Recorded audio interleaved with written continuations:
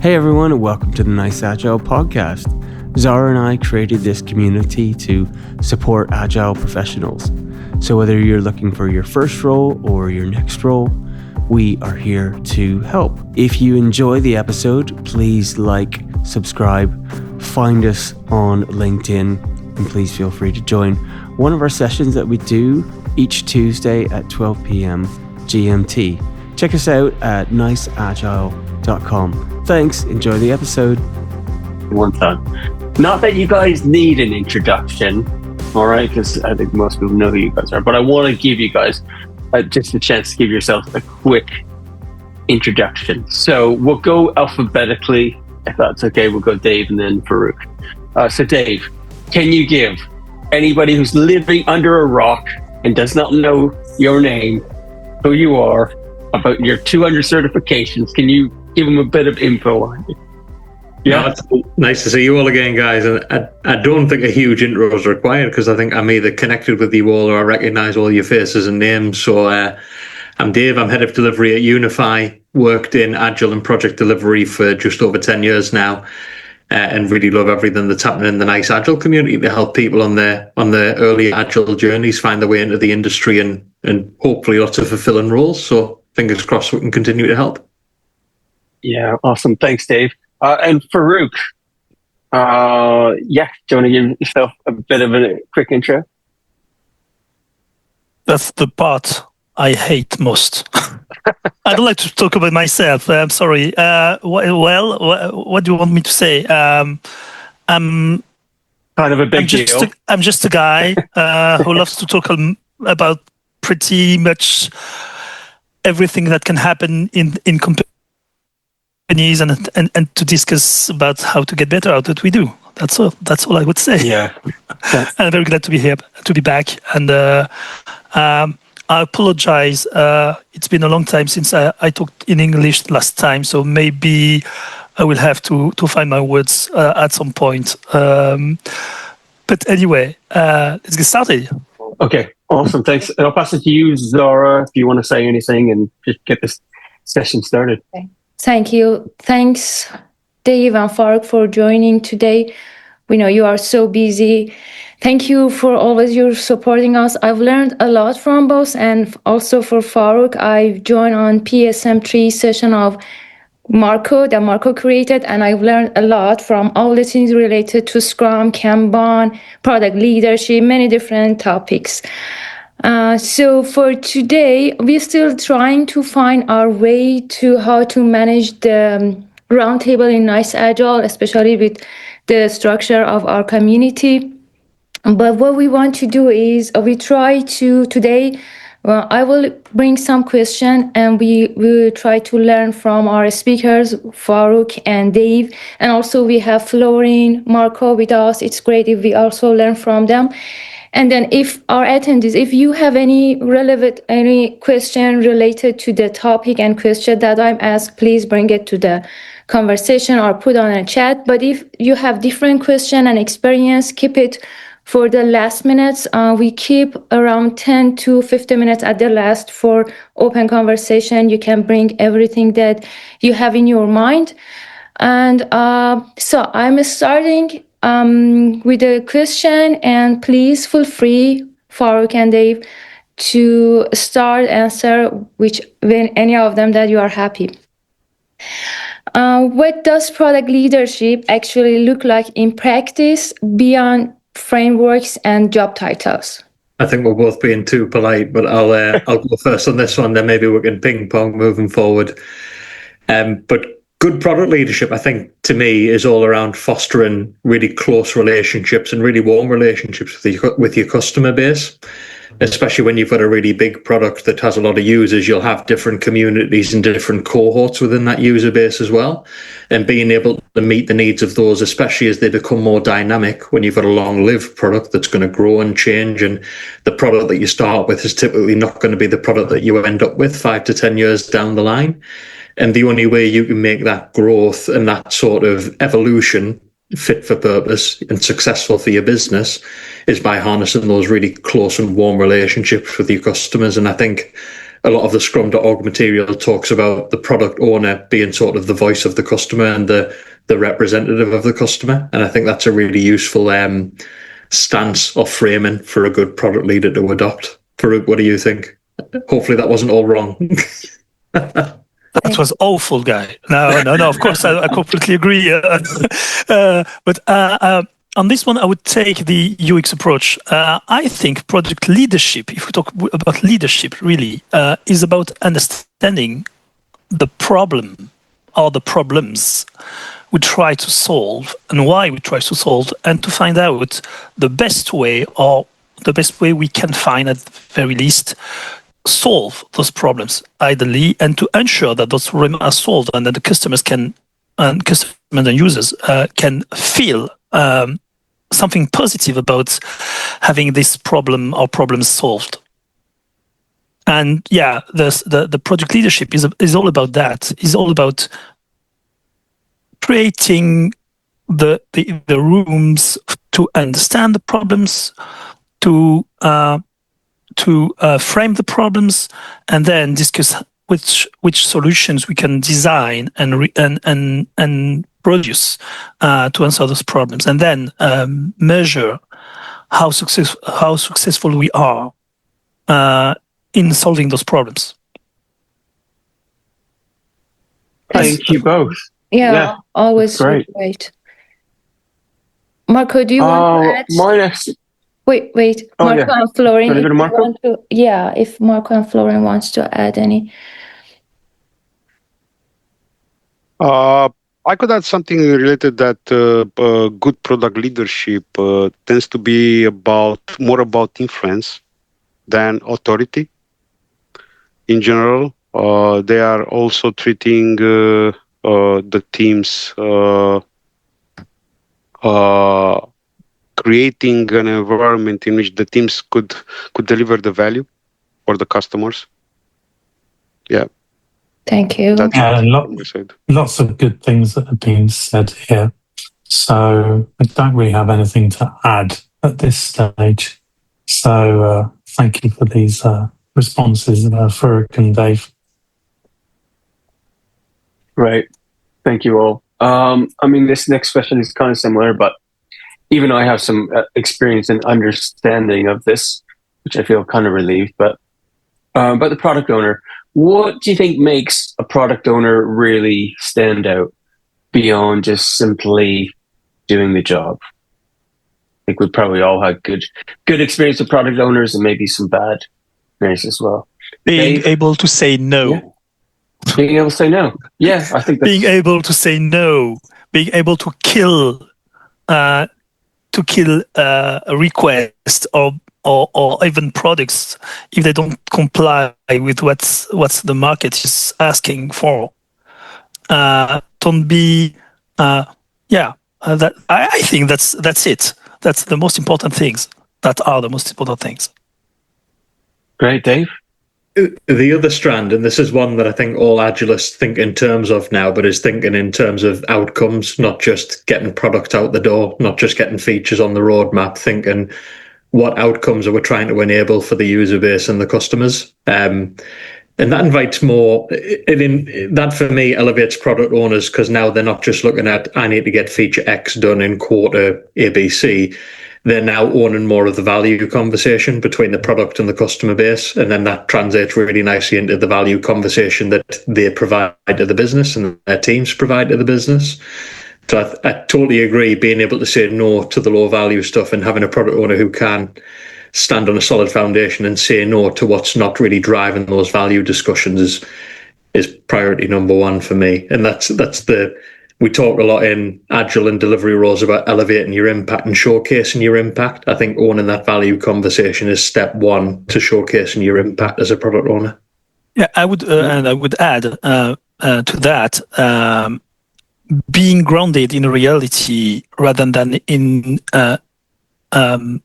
fallacy, which is unfortunately so many times the case in the companies we are working with, and that's why they're struggling in being able to deliver more value. They are just delivering things to deliver things, and they don't care about if it has any impact on their business, even on their business at the end. Focusing on outcomes is clearly the way to go.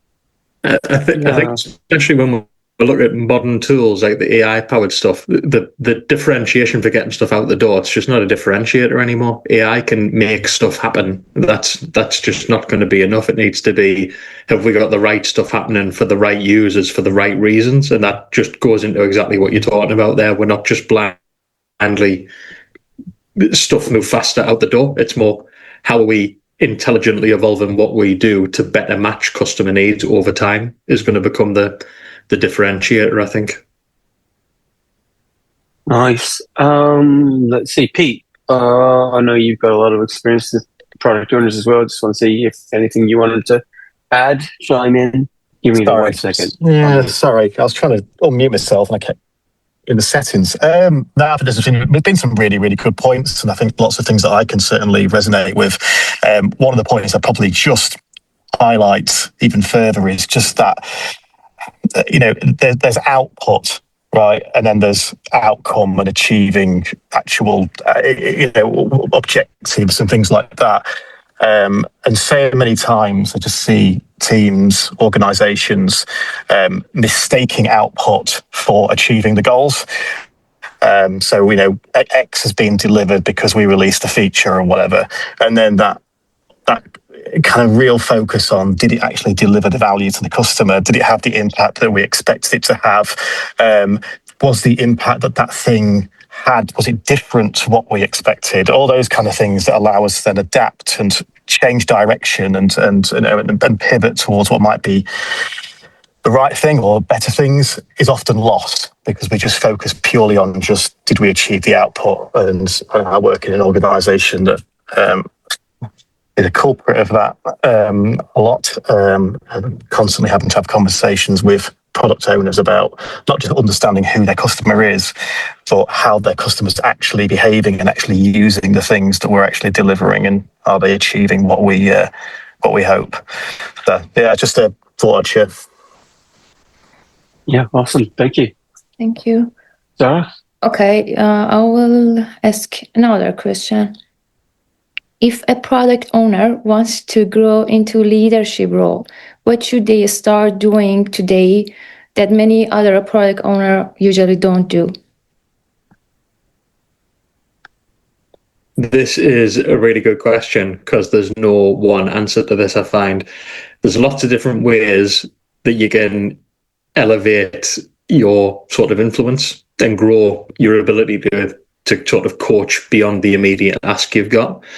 And again, it's a similar trap that delivery people fall into. Over-indexing on the immediate ask is typically a trap that I think everyone falls into. We think about the product we've got now, the features we care about, and don't consider that in the context of the wider organization and how we're driving value and profit streams, how we are supporting other initiatives that are going on within the organization. So elevating your viewpoint above your immediate ask and your immediate team is step number one. Step number two would be understanding what problems are sort of in the purview of either your teams, your product, or your organization that no one's really solving. Because there's typically more problems than we've got time and resource to fix. If you can see a problem that you can get a wrench around, or a problem that you can maybe propose a novel or a creative solution for, that's another good way to start taking strides towards that leadership, because now you're not only doing the core ask of your role, you're now proactively going out and looking for problems to solve. And typically there'll be problems that more than you have noticed, just no one's really got the availability or the time to do anything about them. Those would be my two immediate recommendations, I think. Yeah, perfect. Thank you. So helpful. Yeah, I think Dave pretty much says everything very important. The main word here would be, in my opinion, strategize. You need to think about strategy rather than that operational things, thinking. In a company, usually in a firm, usually you need more influence and also you need to talk about what's really matters, and what really matters is money, business. If you talk about business, if everything you try to do is thought about how much money you can bring or save, how easier you can make the environment where people are working better, will usually lead you to have more leadership positions. Awesome. But I don't think it's a goal by itself. Just to be, in my opinion, being a leader in a company just means is more output than outcomes. Right. Thank you both. I have a follow-on question. Marco wants to add something. Marco, go for it. That was an interesting question and great answers. I'm sorry to interrupt the next question. I think one of the things that I would add to that is a slight another angle. In part of the question, it talked about job titles. Is that right? Said being a great product leader instead of just a title. And I think that brings me to a pain point that I see often, which is owning the accountability. So there's lots of many things that have been told here, like outcomes. I even heard goals from Pete, objectives. So it's not just actually doing that. It's also owning it, okay? And just remembering that it's an accountability. And you're like responsible for the outcome. So I would say great product owners understand the difference between roles, titles, and accountability, and realize the importance of them as an actor in leading that product to success. Thank you. Was so good. Like it. Thanks, Marco. Thank you, everybody. So my follow-up question, as you guys know, Zara and I created this community, and certainly from my point of view, due to my own experience and background, I wanted to help people find their Scrum Master job, whether it was their first role or maybe just looking for their next one, and so I can relate to somebody who says, look, I don't have experience as a Scrum Master, but I've discovered the role and I feel like I really want to chase that and pursue that, because that was exactly what I did. Now, I do hear people sometimes say, hey, I'd like to be a product owner. And now that I have more experience and seeing kind of product owners in my own company, it feels like that, I don't know, the barrier to entry if you want to become a product owner is quite high. And it feels like the product owners I've seen, they all have a fair bit of experience in the company. They really understand the product and they've kind of moved up, and then they've become a product owner. But most people don't just suddenly become a product owner. So my question is, it's like, what would your advice be to the people out there who say, you know what, I want to be a product owner. I've discovered that role and I feel it's really right for me. What advice would you give them to say, okay, if you want to be a product owner, this is what you need to do. And maybe these are some of the roles you'll need to do first to kind of earn your stripes. And then you'll eventually be able to hopefully land that product owner role. So Dave, coming to you, Angel of the North. So thank you very much. So there's lots of opinions swirling. I think the first thing I would say is, you're right. It's very rare that you'll go from graduating or from a career transition and become a product owner. And I've said the same about Scrum Masters and Delivery Manager roles, because ultimately for me, these aren't entry-level roles. They're hard jobs, they're important jobs, and they drive a hell of a lot of value into the business. So don't take it as an undue criticism, or don't take it as a negative if you can't get there straight away. There is a bit of a journey to go there, and this is, I get slated for saying this in Agile a lot, but this is what I quite like about the project management approach. There's a really nice pathway from something like a project coordinator to a risk analyst to a business analyst to a project manager, and that path's sort of well worn.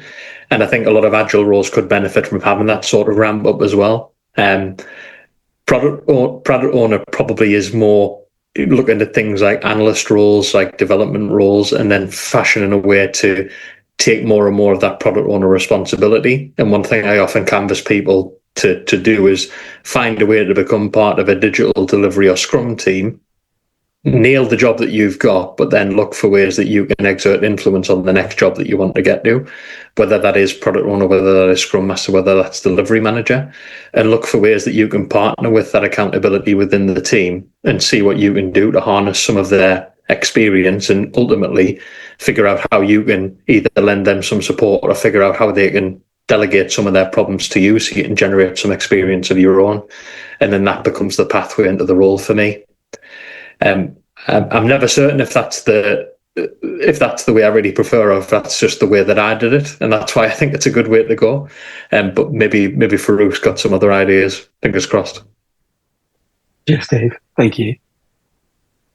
Yeah, it's a bit tough to answer this question, because, well, I agree completely with Dave saying that it's not a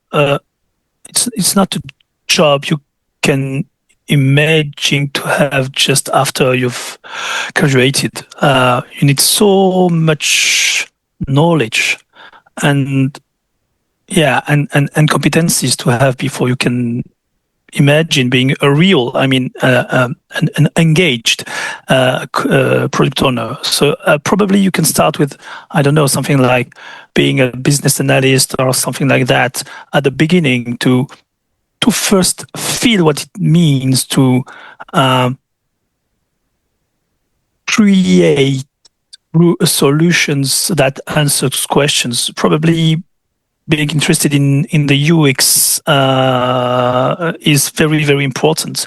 Again, understanding problems, framing problems, and then creating solutions, or helping people imagining solutions that could solve those problems. And then at one point, if you like that, you can go and take a product owner job, or stance, because it's more a stance than a role, than a job by itself. And we all need to remember that. Yeah. I really like what you said there about if you like it, because I find, and this is in a lot of roles, people have got sort of a preconceived notion of what this job is. And then you get into it and you realize this is nothing like what I thought it was. And it's like, well, surprise, this is what it's like in the real world. Furthermore, it's a very hard job. I mean, you have pressure from everywhere, every time, from the teams, from the organization, from the customers, from everybody. So you need to be able to manage this kind of pressures over time. It's very, very difficult. A very difficult position, if we want to call it a position. Yeah, thank you. That reminds me of one of my experiences over the past year. We had a great product owner with us who had been a business analyst for years. And I think one of the benefits of working at a bigger company is, we've got thousands of employees. So, they give people those opportunities a bit more to try out, the product owner role. So, yeah, our PO was a business analyst for years. He did the PO role for a year, and after doing that, he's like, "No, I just want to go back to being a BA after this." After the pressure that he faced, between, I don't know what it's like at different companies, but certainly at mine, there's a little bit of a competing thing between the CIO and the business, what the business wants and what CIO and the product owner is kind of stuck in the middle of that, and it can be a bit tense sometimes. So yeah, I could really relate to what you're saying. So thank you. All right, Zara, do you want to do next question? Yeah, I will ask another question. It's more around decision making. How do product leaders make decisions when priorities constantly change? Well, usually when priorities constantly change, it means that nobody takes decision first. So any decision is better than no decisions. Really, any decision is better than, even a wrong decision is better than no decision. Because if you take a wrong decision, you will learn quite swiftly that you took a wrong decision most of the time, especially if you measure what's happening, and if you think about outcomes, and if you're connected to your stakeholders and your customers. Any bad decision will lead you to learn something, and then you can pivot or adapt. Then taking decisions is, again, about having as much possible facts, and then make those facts transparent to everybody around you as a project leader, and then say, okay, based on the facts we have hypotheses, and then we think that this one is the best one, and we will go for this one. And if you do that, you explain why you are taking this hypothesis, and anybody on the stakeholder side or the team's side will be able to add some more information or to react on what you are proposing, and then you can build something better. Yeah, perfect. Thank you. Great answer. Dave, you get something. Yeah, I like a lot of that. And I think you're right. Any decision's better than no decision. And when you talk about sort of why we do it, even that justification can fly in some ways. We're going to do something and get some feedback and get a reaction to understand how the environment reacts based on what we do. And you're talking about having as many facts as you can at your disposal. I think the other thing that's really helpful is for product owners and product people to talk about sort of their principles, their first principles about how we generate good products, how we take the next step, how we get actionable feedback, and also their values. What are their North Stars? What do they drive at? And those, when you share those as a product owner, especially when you're that sort of lead product owner or in charge of a collection of products, you can then start to propagate those through your team, and they'll then become shared values that will evolve and grow, and the culture then can grow from that. And you'll find you won't necessarily get every decision right from that point onwards, but there'll be a lot more alignment in terms of these are our core principles as a team, these are our core values as a department or as an operating unit, and this is what we use when we're trying to make sense of a lot of complexity that's going on around us. And these are the principles that we fall back to where we don't necessarily have all the facts or know exactly what to do next. And again, that just creates a really nice reinforcing cycle that can grow throughout your teams. Thank you. Really, I like it. Thank you so much. Florian, we want to add any? Marco, Florian? It is hard to add something because both Farouk and Dave nailed the response. I will be really harsh about changing priorities often. So when a company is changing priority often, they don't have a strategy, they don't have goals, they don't have anything. They are just every day make some decisions based on I don't know what. But yeah, so it's hard to to do a good job as a product owner or as a leader when this is happening, honestly. So yeah, right. I'd just add to that because if things are going like that like Florence said, decisions being made and we don't know how. I then go to talking about understanding the system within which we exist as a product owner, product leader. And that system may seem easy to identify, but it isn't static, because as we look at a team as a system, we then see how they interact with everything outside of the team, which becomes part of the system. And then we see how they interact. And so if we take a systems approach, we start to actually learn better about what's going on.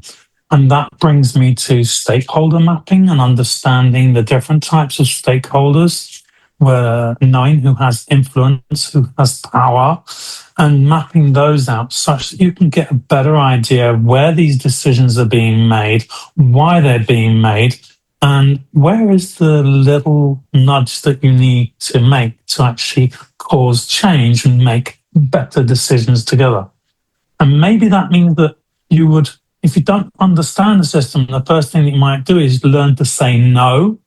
And that may help you to learn about the system, like Farouk and Dave was saying earlier, learning to say no.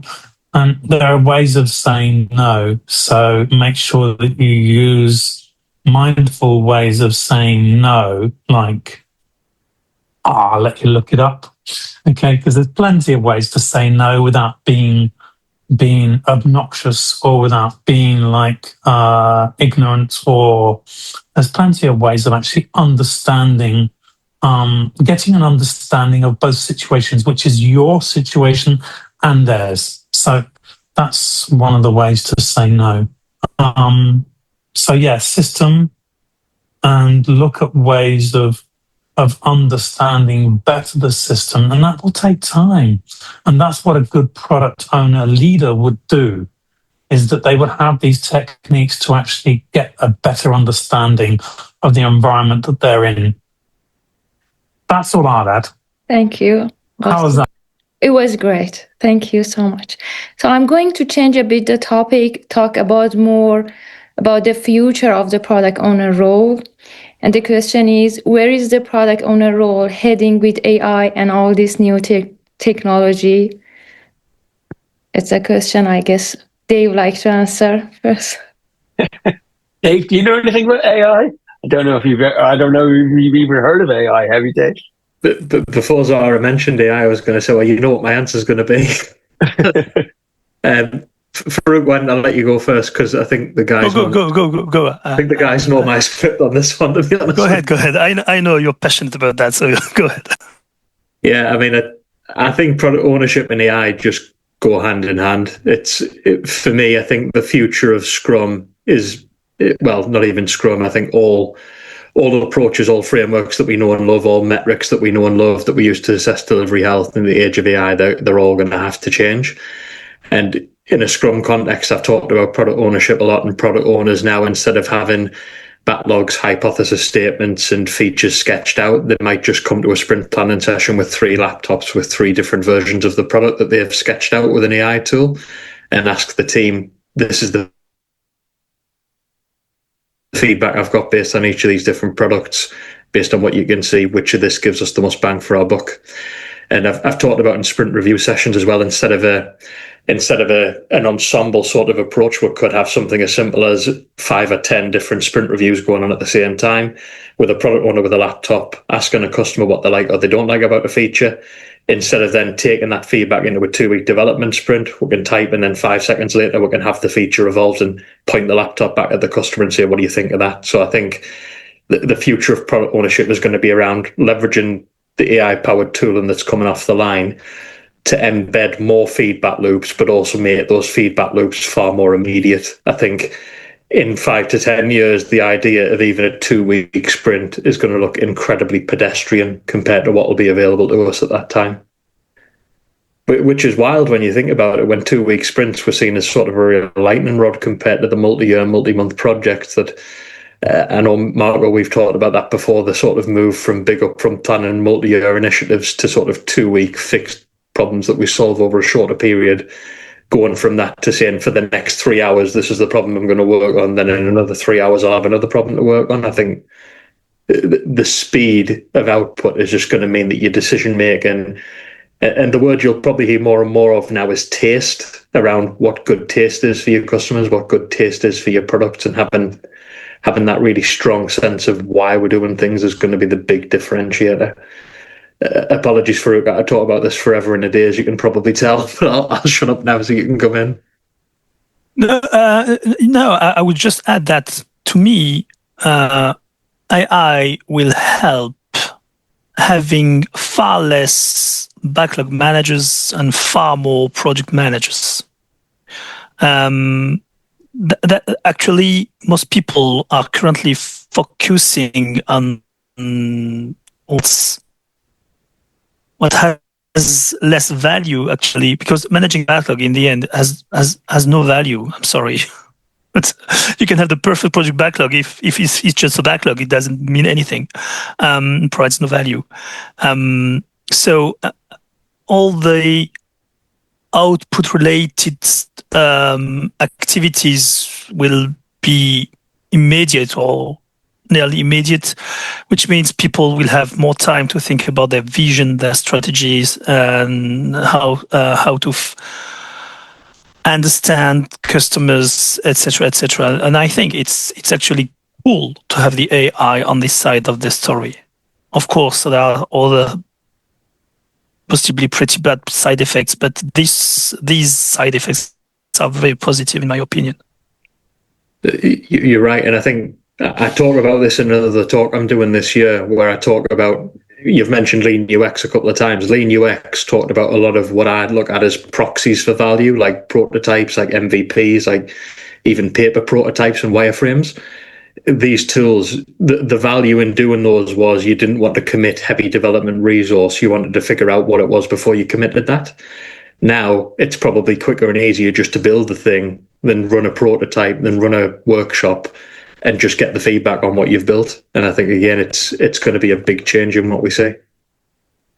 The only limit I can see to that is, and again, I'm talking about UX, is that if you go too quickly to a given solution or prototype of the solution, you don't let people really feel and understand what's happening. So possibly you can create biases by doing that so quickly. So you need to figure out how to leverage the possibility to create prototypes for nearly nothing, and in the meantime, letting people have the time to figure out what they really need.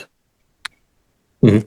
Yeah, agreed. The risk sort of goes from one end to the other, doesn't it? Where we can't deliver and change fast enough to now we deliver and change so much the customers don't know what's going on anymore. I had a question in my head, yeah, and it kept changing with everything that you guys were saying. And I'm just sort of like thinking about, it was talking about the future of the role. So maybe I'll just kind of be a bit more sort of like blunt with it, in that in 10 years' time, given the given what we can potentially get from AI and all those kinds of things, why will there still be a need for product owners? I've got an answer, but I want to give Farouk the chance. Well, if you talk about, actually, I don't think we care much about product owners. I mean, as a job description, yeah. Probably the job description will go. Probably that's yeah. With AI, the probability that we will have more M-shaped people is very high. It's very easy now to either learn by yourself using the AI or letting the AI doing something you don't know. Although I wouldn't recommend too much using that approach, because we need to remember that the AI can tell pretty bad things. So you need to still be the owner of what's happening. So back to the question, with more M-shaped, probably the job title will go, and you will be more in a situation where the people that should actually be product owners yet but cannot find time to do so will be able, actually, thanks to the AI, to have this time. So you don't have proxies. You will have far less proxies in the companies. So people that will think of the strategy or the vision of the company or the product will be the product owner as a role, not as a job description. That would be my take on this. So I'm going to come at this from a slightly different angle. I agree with a lot of what Farouk said, especially around the roles. And I think in 10 years, Scrum Masters will be history. I don't think they'll exist anymore. But the accountability and the values of what they bring will. And I think I understand where your question's going at, but I think that the major limitation on AI at the minute is, especially when it's trying to do new and novel things that it can't think back to its training and rely on, it's not reliably better than we are as humans at the minute. And if it probably can't use the experience, the creativity and the values that you'll have over the course of a career to understand how to solve the specific problems that are in front of you. And there's a couple of ways I can showcase this. If you've ever tried to get an AI to give you a review of a website or a digital product, you'll find the product's always great. And if you ever ask an AI a question and you have to correct it, you're always absolutely right. These tools are not neutral guides. They're specifically designed to keep you there as long as they can and reinforce you no matter what you give them. So you can't look at and I say this a lot, people really, I think everyone in this day and age should have a technical understanding of how an LLM model works, because it's probably not artificial intelligence in the way that you think it is. It's a very good pattern matcher and a very good sort of language producer, but it's probably not artificial intelligence in the way that you truly think of artificial intelligence, which is why I encourage people to get a technical understanding of how an LLM works. And then a lot of the latent anxiety around, is AI going to take our job, starts to go away, because you can see not only what it's good at, but you also see the limitations of it and what it on the current architecture and the current paradigm, there's some things it's just fundamentally not going to be able to do. Like, people talk a lot about getting rid of hallucinations.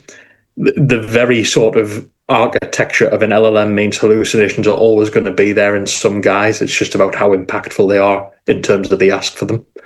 So I understand the question. I just think, given the core architecture of what an LLM is, there's some of those gaps that are just unbridgeable at the minute, and we will still have a place to come in and contribute things, thank God. Yeah, great answer. Thank you, both of you. Nice. Thank you all. I have one hopefully quick question. Marco wants to add something. Just take the mic. Just take the mic. Just take the mic, Marco. I'm just trying to be mindful. I'd like to add 2 points for this, because it's a great question. It's like this, what's going to happen to us in 10 years' time? And kind of like the first thing is product, and the second is about time. So let's talk quickly about a product. In fact, when we talk about product owners, we talk about Scrum, we talk about product services and value, and we talk about something that we're delivering, something tangible that helps customers. Okay? So if we take a philosophy that when we think about product as a service, when we think about an organization, just an organization, a company, now imagine that is a product. So all the skills that you're actually using, this organization is a service to do something. And so therefore, if you take a product thinking way about that organization, you can see there's plenty of opportunities to use all the skills that you learned as a product owner elsewhere. We talked about strategy, we talked about tactics, we talked about many things. These skills, this knowledge will be useful anywhere. And let's not forget, products will never cease to exist. Okay? That's the first thing. The second thing that I wanted to add, which is about time. I mean, we're talking about all these technologies. We're talking about. Does anybody remember the day when computers became part of the software industry? When computers became like everybody had a computer at their desk. Do you remember when they didn't have a computer? I remember the days when they didn't have a computer at their desk. Okay, and so computers enabled us to actually go faster, make faster decisions, have better communication instead of having to to always wait for that meeting 10 weeks away. So communication augmented. You have to send a letter or everything. So let's look at it from the point of view there is a technology that helps us to get quicker decisions and make better decisions. So I don't see AI as anything special. Okay, it's just a computer. I mean, it's just a computer that can make clever, intelligent responses. That's all. It's still a computer. Okay, people programmed that, not computers. So a computer is only as intelligent as the person that programs it. Now, that can enable you to scale that intelligence to many other people that don't know that way of working. But as Dave says, you get to understand what an LLM is, then you can see its strong points, you can see its weak points. And just remember, it's just a tool. And so in the end, it should have no effect in making people disappear. Okay. It will enable us. So yes, leverage it and make use of it and get better results and outcomes and happy customers. Thanks, Marco. Thanks, everybody. So, Zara, I think we probably wanted to just try and give people time for questions. We've got about 10 minutes left. So, yeah, just anybody who has any questions, please, this is a great time to ask. And we've got some great experience in the room. Kevin North. I don't know why I said his last name. I probably didn't need to say it, sorry, but just as I'm a Kevin saying. No worries. Yeah. Did you have a question? Yeah, I've got a few questions actually, but hopefully I won't take too much of your time. So one is, I don't know if anyone here has experience of Marty Kagan's product operating model, which is making waves in the product management community. And in that has a very defined discovery period. So my question is related to if we're using Scrum as a vehicle for the product operating model, presumably the product goals described in the Scrum guide would have to, on occasions, would be purely a discovery goal about finding the right products rather than building the right products. So is that, to you, is that a feasible approach, or do you have experience of doing that with the product operating model? I'll go first, and I'm almost positive Farouk and especially Florin will disagree with this. But ultimately, the goal of Scrum for me is delivery. But it's delivery that powers that discovery element that you're talking about. And when you're saying, should the product goal be discovery in and of itself? For me, every sprint goal is a discovery goal because we are creating a product to get it in front of customers to learn from their feedback. And that becomes the sort of ongoing discovery loop that powers your next delivery element, that then powers the discovery, that then powers the delivery. But for me, the reason delivery is the most important one is if we don't deliver anything, we can't learn anything. We can't then inform the discovery to make a better delivery next time. I know a lot of Scrum people don't like that, but that is sort of my core principle around it, I suppose. So, yeah, I guess my question is can the discovery product be an internal product? It might be a document or a prototype in the context of the product operating model. So your product goal would be deliver something. It might be a learning document. I'm trying to think of an example, but that doesn't get shipped out to your external customer, but your customers for that product goal or kind of internal as such. They're almost ourselves perhaps in a way. Is that is that a feasible approach? What I talk about often is being able to form useful questions that you can then go and answer with delivery. So as you're talking about there, your discovery product could be, what's a good hypothesis? What's a useful question that we can answer to help us learn and then understand what the next product or what the next feature should be? So yeah, I think the scope for that, it might not fit within the true Scrum vehicle, which I think is what you're getting at. Yeah, there's certainly those type of discovery outputs. Yeah, I guess it's trying to blend them, because I know, like in the Scrum Guide, it says various process techniques, methods can be employed within the framework, and this is an example of an attempt to do that, I guess. Well, I won't say otherwise than what you just said, Dave. Actually, I think that, again, you need to have the product in the hands of the customer to learn, to be grounded in reality, like I said earlier. So if you don't deliver anything, you just don't know. You still don't know. And the more time you take to learn, the worse, especially in a world where everything is going so fast. So yeah, you need to. And I know that some people on the Scrum side of the story don't like that, but in the end, this is, in my opinion, the essence of Scrum.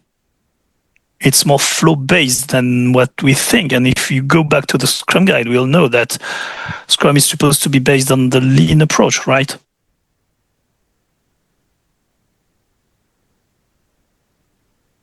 Yeah. I love the responses and you know, the discovery. Yeah, absolutely. Learning. Okay. And I think there's emphasis on having tangible outcomes to learn, because that's the closed feedback loop. And like everyone says, it's not about theoretical, hypothetical, and you can spend lots of time doing that. And that's what projects do. They do a long phase of trying to work out exactly what it is. So I know Marty Kagan is very famous. He's done the product operating model.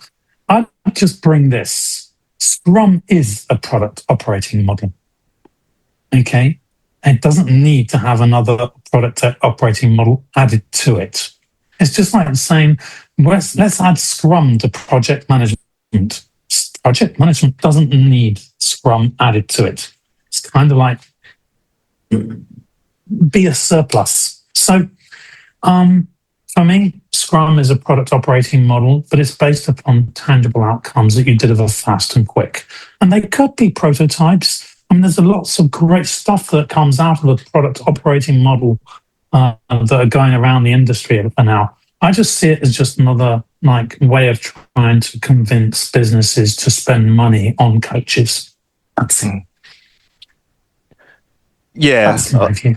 I think there may be a degree of cross purposes. I mean, it could be the MVP, right? Is the discovery vehicle. So yeah, that makes sense. Thank you. Just one thing I said earlier, and I want to emphasize again here, is that being too fast is not always too good on the discovery side of the project management. So thinking that if you deliver let's take a situation, a hypothetical situation. Let's say you have customers that are available to provide you with feedback anytime.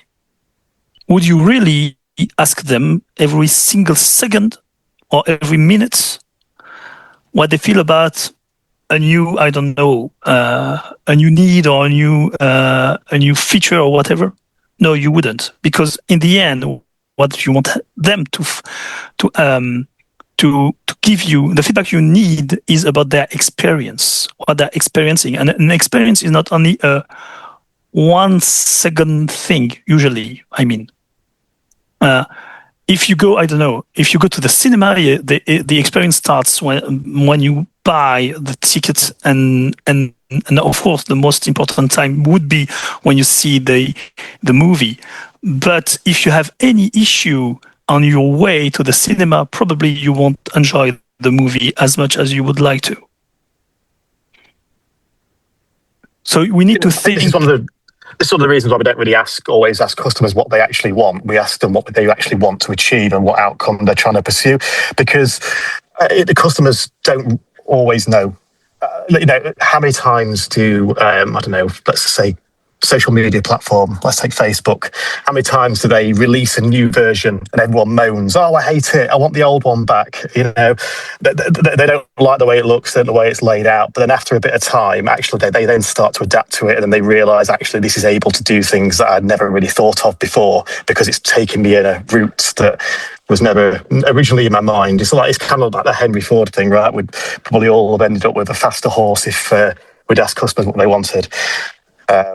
So I think, we've always got to be careful about, differentiating between what customers want and what they want to actually achieve, what their actual problem is. Sorry to interrupt. I think tracking their usage and using that data is a often a more valuable feedback mechanism than actually asking them questions. So my next question was about another approach, jobs to be done, and using that for discovery. I was about to talk about them in the previous question, actually. I was about to say, just use jobs to be done. Now, there's a very well-known story about McDonald's, I think, who wanted to learn about how to get better at selling milkshakes. And they started the usual discovery processes, and they tried plenty of things, and they never saw any more income related to what they tried. And in the end, they tried the jobs to be done approach, and they talked about the customers that were actually buying milkshakes, saying, why are you buying? It was in the morning. Sorry, I didn't. It's important to mention that it was in the morning. So there were people that were coming to McDonald's to buy milkshakes in the morning, like at, I don't know, 9 or 10 o'clock in the morning, and they wanted to buy more, to sell more. Bye, Marco. I need to go right after too. And they discovered by talking actually with the real people buying milkshake that in the end what they wanted to have is a companion, because they were on the road, and they wanted to have something that will help them stay sharp, focused, and enjoying their time on the road until noon. And from there, they created brand new milkshakes, far heavier, I would say, etc. With more, big ones, etc. And they saw an increase in their incomes. Yeah, yes, just to be done. I heard that story as well, and that's why another approach that I'm looking at is in the context of using Jira or Azure DevOps, and the way it breaks things down into epics is using an epic. We've found some traction in using an epic in a job story format, just generally, and then when we're going to refinement, trying to convert those into executionable user stories. But we found that by expressing an epic in a job story format, thinking about the jobs to be done approach, we've really got more into the minds of the customers and their motivations and their context.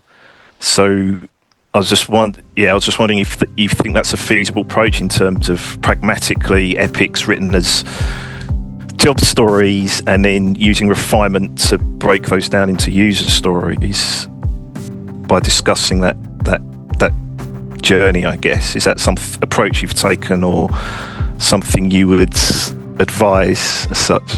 I'm very sorry. I would love to answer, but I need to drop. I need to visit the customer. I had too many questions. But yeah, maybe another time. Is that right? That's a very great topic. We could talk about this. I'm very sorry. Thank you for inviting me. Hope you enjoyed your time with us, and talk to you later. Bye-bye. Thank you so much. Hey everyone, thank you for listening and watching the Nice Agile podcast. We hope that you enjoyed. Please like, subscribe, share with a friend, find us on LinkedIn, check us out at niceagile.com. Thanks so much.